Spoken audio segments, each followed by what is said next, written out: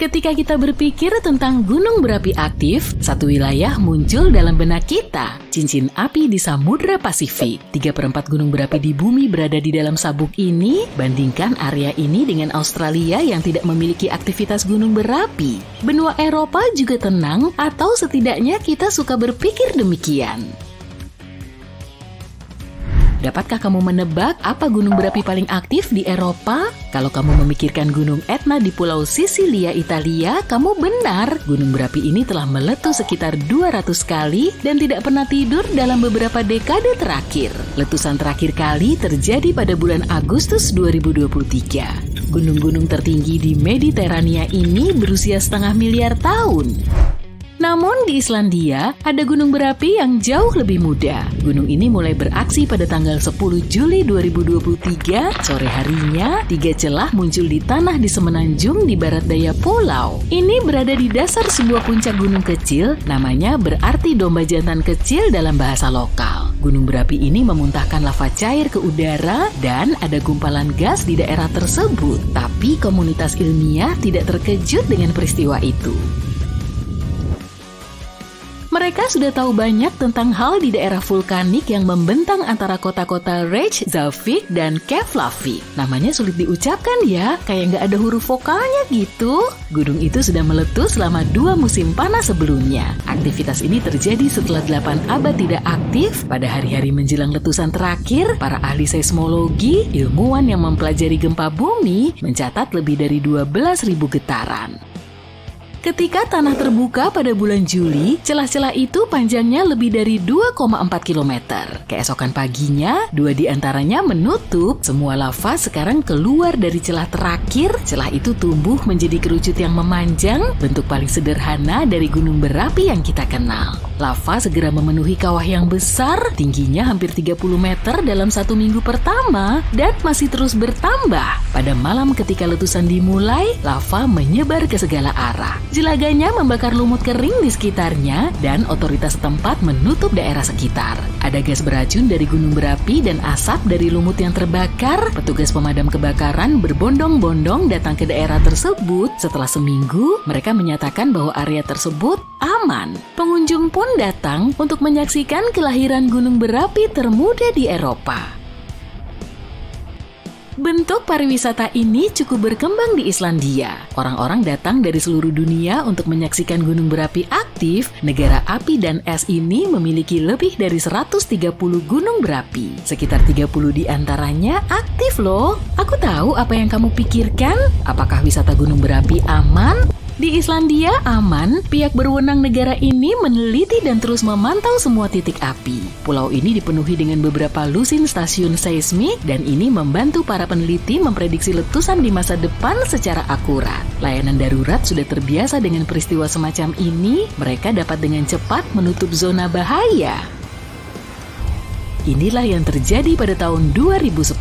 Sebuah gunung berapi di selatan Islandia yang namanya sulit diucapkan oleh semua orang, meletus. Gunung ini memuntahkan gumpalan uap dan abu setinggi 11 km, bukan waktu yang menyenangkan untuk menjadi pelancong udara. Angin membawa gumpalan uap besar itu ke arah tenggara menuju Eropa Utara. Banyak negara menutup wilayah udara mereka selama beberapa hari untuk alasan keamanan. Gunung berapi itu meletus pada bulan Maret, tapi bumi sudah berguncang sejak Januari di tahun yang sama. Jadi ahli seismologi tahu bahwa letusan akan segera terjadi.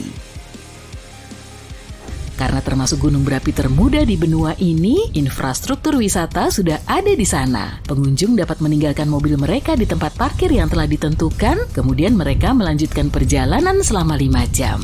Perjalanan mengarah ke dek pengamatan, wisatawan berada sangat dekat dengan pusat gempa sehingga mereka dapat merasakan kabut panas dari kawah. Pemandangan ini paling mengesankan pada malam hari, keselamatan tidak pernah menjadi masalah. Para ilmuwan secara teratur memetakan peta bahaya yang menguraikan batas-batas ladang lava. Dengan cara ini pengunjung yang mematuhi aturan tidak akan pernah berada dalam bahaya. Lebih dari seminggu setelah letusan dimulai, sebagian kawah runtuh, lahar mengalir menuruni bukit ke arah barat gunung berapi. Sungai yang megah dan panas membara ini adalah lava yang bergerak lambat. Para ilmuwan mengkategorikannya sebagai tipe AA, istilah dari Hawaii. Istilah ini menggambarkan lava basaltik yang memiliki permukaan kasar dan rapuh. Alirannya terdiri dari pecahan blok lava yang disebut klinker. Klinker berjatuhan saat lava mengalir dan memperlihatkan area yang panas. Bagian lava yang lebih dingin berwarna abu-abu dan hitam. Ketika bergerak maju, lava ini menghasilkan suara yang khas seperti pecahan kaca.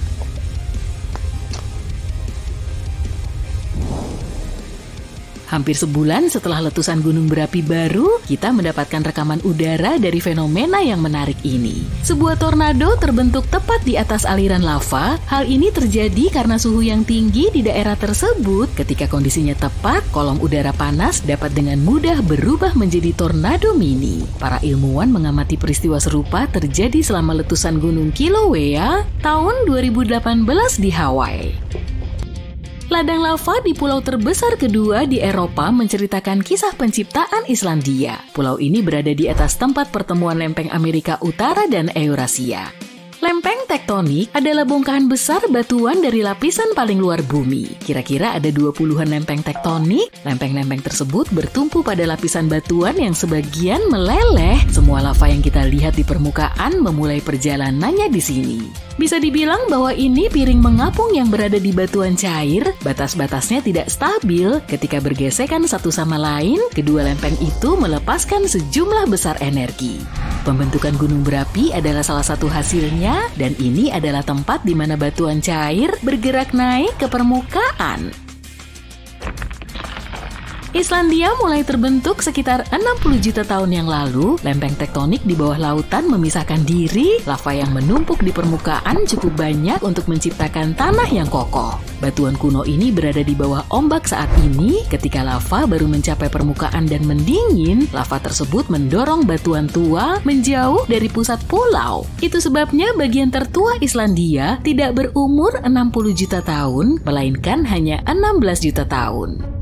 Ladang lava aktif di negara ini masih muda dalam hitungan geologi, beberapa di antaranya berusia di bawah 1000 tahun. Para ilmuwan menganggap pulau ini sebagai titik panas gunung berapi, hampir sepertiga dari lava basaltik yang mencapai permukaan bumi dalam sejarah yang tercatat berasal dari letusan Islandia. Retakan-retakan seperti yang terjadi sebelum letusan tahun 2023 meliputi 30% dari negara Nordik ini. Karena alasan ini, hanya 1/4 dari pulau itu yang bisa dihuni.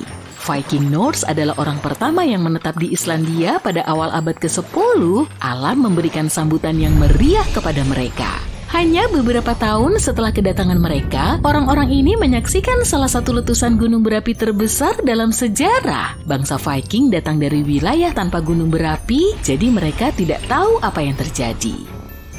Saat ini orang Islandia sudah terbiasa dengan peristiwa seperti itu.